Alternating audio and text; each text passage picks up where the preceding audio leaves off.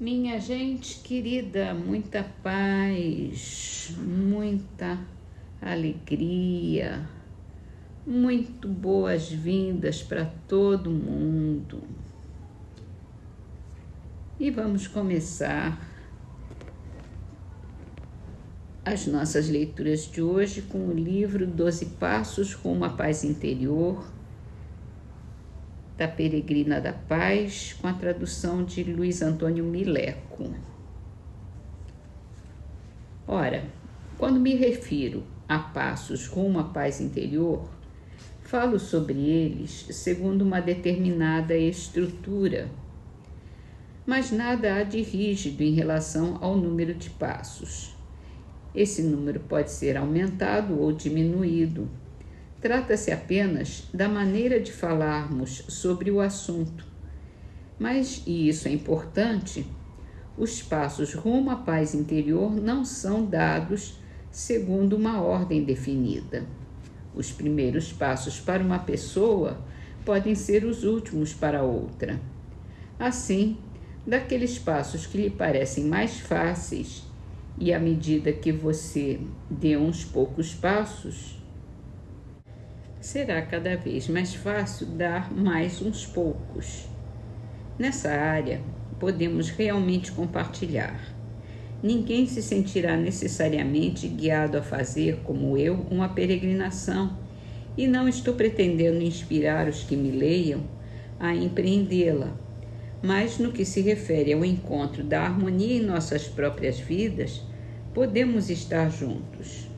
Aliás, desconfio que quando você me observar dando alguns passos rumo à paz interior, reconhecerá que você também pode dá-los.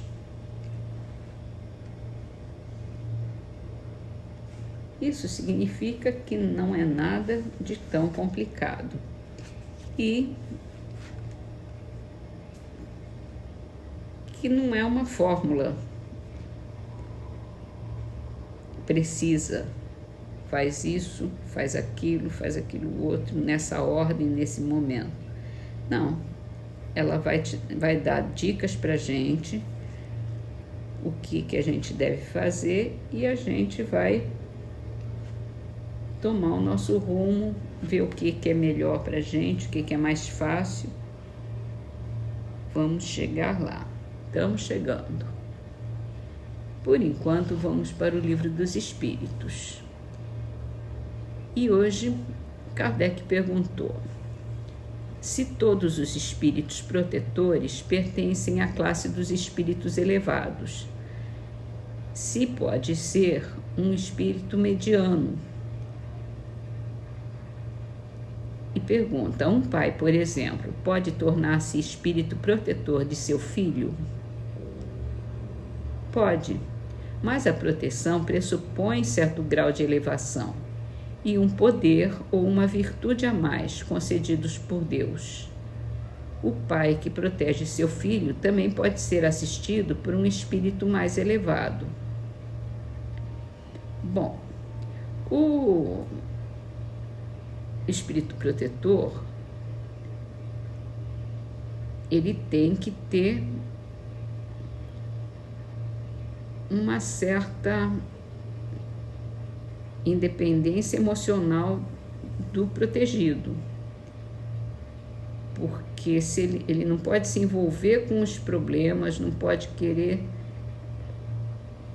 passar à frente do protegido. E um pai, uma mãe, normalmente tem essa mistura emocional, essa dependência emocional. Fica mais difícil para quem é muito se sente responsável, né, pelo protegido, pela pessoa, ter esse distanciamento, ter essa independência, ter essa autonomia, deixar o protegido ter autonomia nos seus atos, porque esse é o princípio, acho que é aí que ele pega esse ponto. o espírito superior, ele já tem uma compreensão melhor de Deus, do livre-arbítrio, da autonomia das pessoas. Então ele vai deixar, vai ver, vai aconselhar, vai ver que a pessoa não seguiu o conselho dele, vai quebrar a cara e ele vai deixar a pessoa quebrar a cara, porque é só assim que se aprende. Então, uma pessoa, um pai, uma mãe que esteja mais envolvido, mais dependente emocionalmente, fica mais difícil de ter essa autonomia, de deixar a pessoa errar. E nós estamos aqui nessa vida, nós temos os nossos protetores, a quem nós devemos muita paciência, quem nós devemos muito agradecimento, que tem que ter maior paciência conosco, que a gente muitas vezes não ouve, vai, erra, quebra a cara e depois a gente volta para pedir perdão. Não é verdade? Então, é isso. Vamos então para a Gênese. A gente está falando do perispírito e a gente estava falando até sexta-feira, né? Sobre o invólucro, sobre a energia de onde o perispírito tira a substância, o fluido espiritual para poder encarnar em cada mundo. Continuando. A camada de fluidos espirituais que cerca a Terra pode-se comparar às camadas inferiores da atmosfera, mais pesadas, mais compactas, menos puras do que as camadas superiores.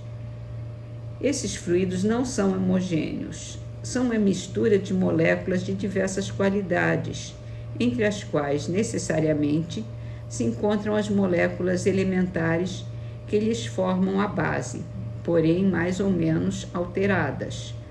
Os efeitos que esses fluidos produzem estarão na razão da soma das partes puras que eles encerram.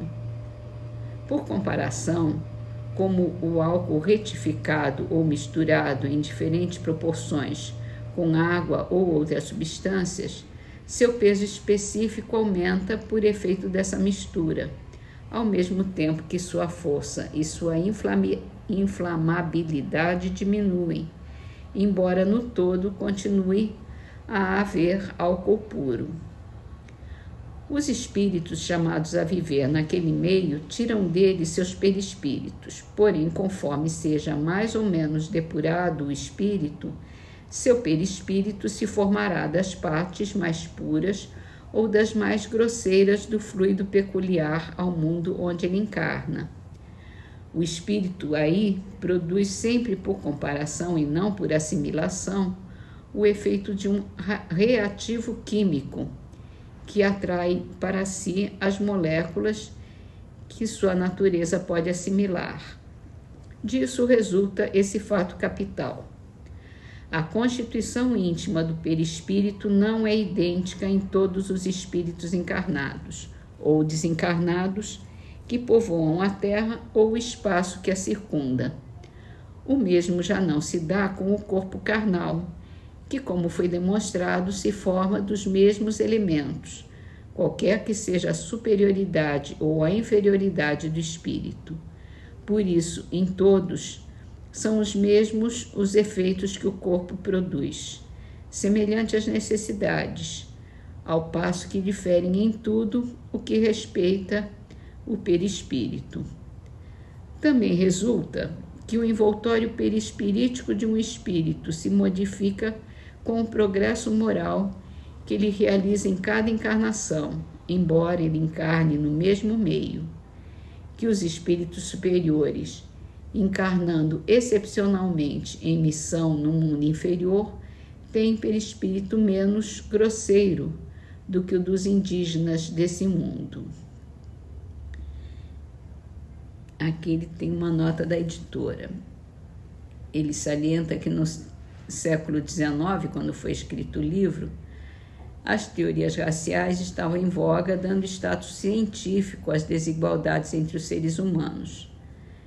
Kardec, porém, codificou toda uma doutrina, o Espiritismo, que tem como base a igualdade entre os homens, pois que todos somos espíritos em busca de evolução. As raças seriam apenas roupagens que vestimos durante determinada encarnação. Ele está dizendo aqui que essa comparação com indígenas é um tanto grosseira, né? Um pouco preconceituosa, digamos, mas que o perispírito dos seres,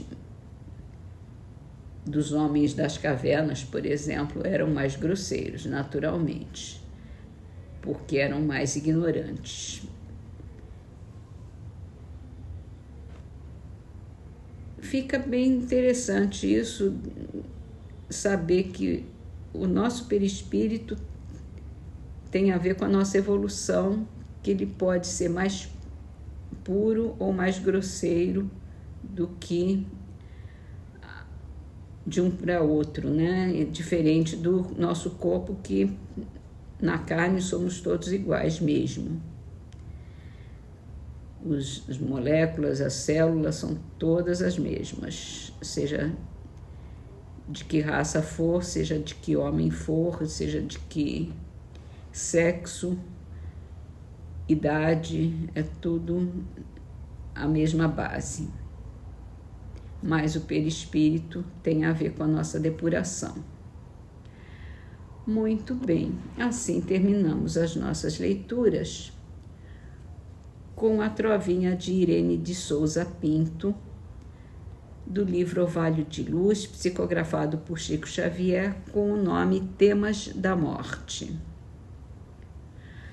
A sombra em que a morte avança não dói mais quando nos leva, porque temos a esperança por doce luar na treva.